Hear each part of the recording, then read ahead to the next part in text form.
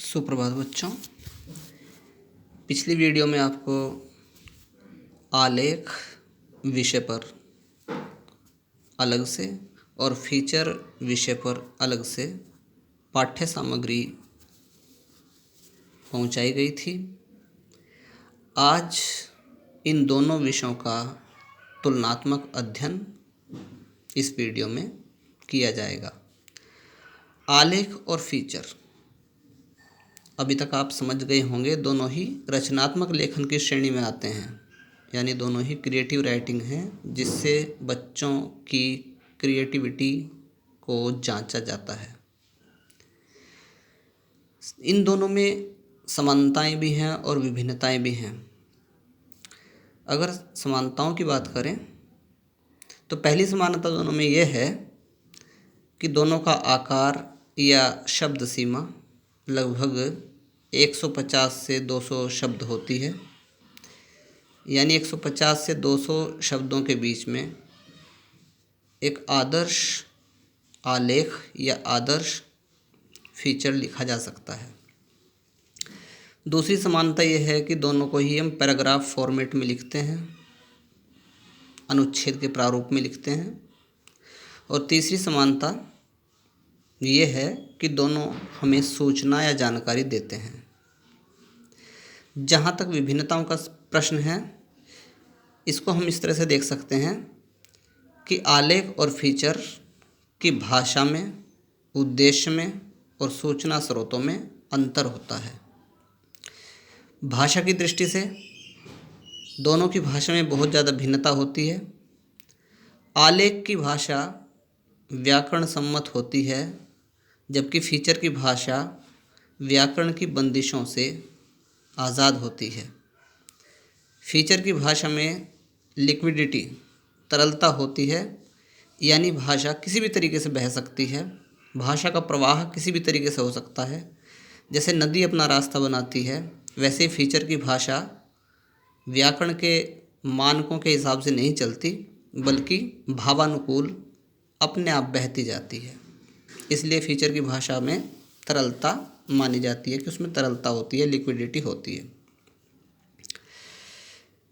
Feature की भाषा में रवानगी होती है, भावों की रवानगी, जबकि आलेख की भाषा में ऐसा नहीं होता। आलेख की भाषा अत्यंत गंभीर होती है। फीचर की भाषा मनोरंजनपूर्ण और रोचक होती है, उसमें गंभीरता नहीं दर्शानी चाहिए। उद्देश्य के आधार पर, यदि उद्देश्य की दृष्टि से हम दोनों की तुलना करें तो मूल उद्देश्य की ओर जाते हैं तो दोनों का मूल उद्देश्य जानकारी देना होता है। आलेख जहाँ व्याकरण सम्मत भाषा में शुद्ध जानकारी देता है, फीचर जानकारी तो देता है लेकिन भाषा व्याकरण सम्मत नहीं होती। भाषा में मनोरंजन का स्थान महत्वपूर्ण होता है। भाषा रोचक होनी आवश्यक है और फीचर की भाषा व्याकरण की बंदिशों से पूरी तरह से मुक्त होनी चाहिए। और वाक्य रचना यानी सिंटैक्स के स्तर पर आलेख जो होता है वो वाक्य रचना का पालन करता है, जबकि फीचर अपनी आवश्यकता अनुसार, भावों के अनुसार वाक्य रचना का जो फॉर्मेट होता है, सिंटैक्स होता है, उसको तोड़ भी सकता है। यानी भाषा फीचर की ट्विस्टेड हो सकती है, लेकिन शर्त यह है कि फीचर मनोरंजनपूर्ण होना चाहिए, रोचक जानकारी देने वाला होना चाहिए। तीसरी विभिन्नता सूचना स्रोत के आधार पर है। सूचना स्रोत की दृष्टि से आलेख में दी गई सूचना का कोई न कोई विश्वसनीय स्रोत होना आवश्यक है। कोई ऑथेंटिसिटी उसमें दी गई सूचनाओं की होनी चाहिए। इसलिए सूचना को प्रदर्शित करने के लिए हम समंकों का प्रयोग, यानी आंकड़ों का, डेटा का प्रयोग करते हैं, संख्याओं का प्रयोग करते हैं, नंबर्स का प्रयोग करते हैं, प्रतिशत यानी परसेंटेज का प्रयोग करते हैं, सारणी यानी टेबल्स का प्रयोग करते हैं। और यदि ज़्यादा ही आपको अपने आलेख को प्रभावशाली बनाना है तो आप ग्राफ का प्रयोग भी उसमें कर सकते हैं, जैसा कि आप मैथ्स में करते हैं।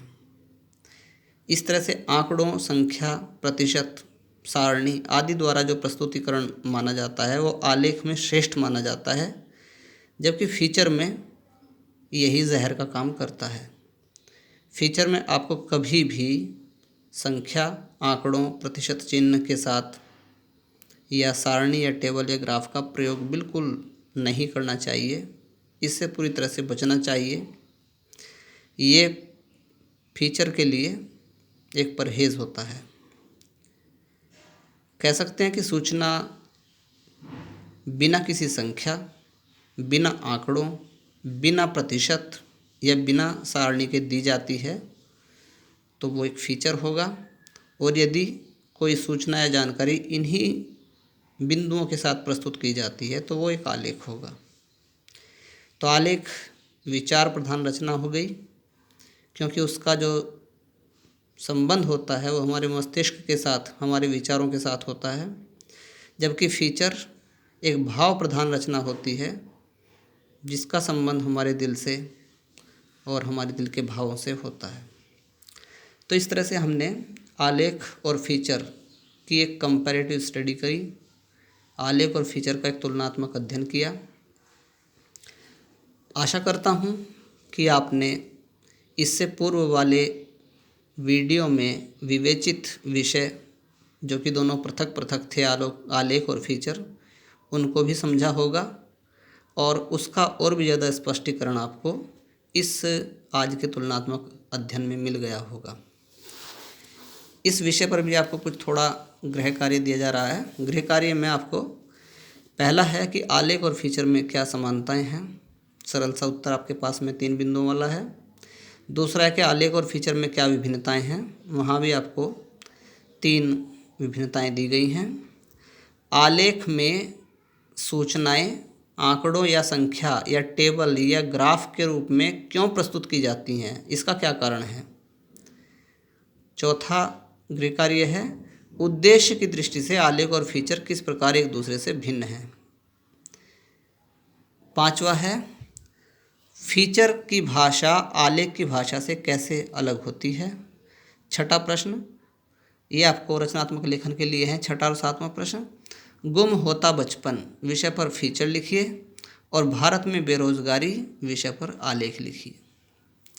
ठीक है बच्चों, आज का ये आपका गृह कार्य और होम असाइनमेंट है। आशा करते हैं कि दोनों उपविषयों के बीच की बारीकियां आपको समझ में आई होंगी और आपने इस विषय को बेहतर तरीके से समझा होगा। आप घर पे रहें, स्वस्थ रहें, लॉकडाउन के नियमों का पालन करें, सरकार के जो अनुदेश हैं उनका पालन करें, घर में रहकर अपने बुज़ुर्गों का ध्यान रखें और अध्ययनरत रहें, अपने ज्ञान में वृद्धि करें। जय हिंद, जय भारत।